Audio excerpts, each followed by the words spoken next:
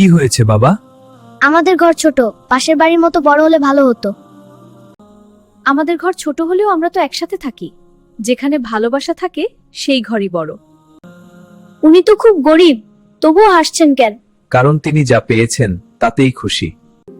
সন্তুষ্টি সম্পদের মধ্যে না, হৃদয়ের মধ্যে। আজ খুব ভালো লাগছে। কারণ সুখ জিনিসে না, মানুষে। কি করছো?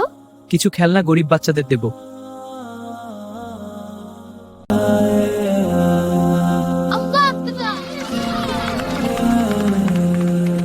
অল্পে তুষ্ট থাকা সবচেয়ে বড় ধন।